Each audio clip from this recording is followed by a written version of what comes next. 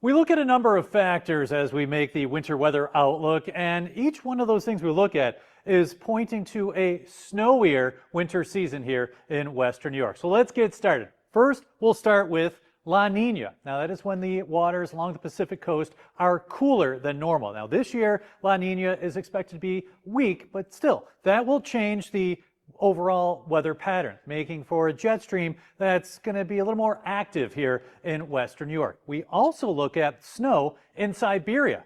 Why? Because when there's a snowpack that's a little more extensive than it normally is, well, that means our weather pattern will be a little more active, and that could lead to more snow as well. And this year, that snowpack in Siberia is expanding, and that will influence the polar vortex. So we have a weak La Nina, a lot of snow in Siberia, and that polar vortex is normally trapping all that cold air over the North Pole. But when you have the weak La Nina and that snowpack and what we call a negative North Atlantic oscillation, that tends to push the colder air across the Great Lakes. We'll see more disruptions in the polar vortex this winter, which will lead to more lake effect snow events. So here's kind of what we're expecting for the winter of 2025-2026. La Nina returns, creating that active pattern. Snow is expected to be above normal, but with a weak La Nina, temperatures will be slightly above normal. So let's take a look at what you can expect. Normally, we have 51 days at or below 32 degrees each winter.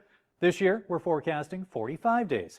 Snow normally is 95.4 inches at the airport. This year, we're forecasting 96 to 100 inches, with higher amounts, obviously, across the South Towns and the Southern Tier. Average lake effect events each year, 10. This year, we're forecasting 11 to 13. So snow lovers and snowmobile owners, I think you're going to enjoy this winter.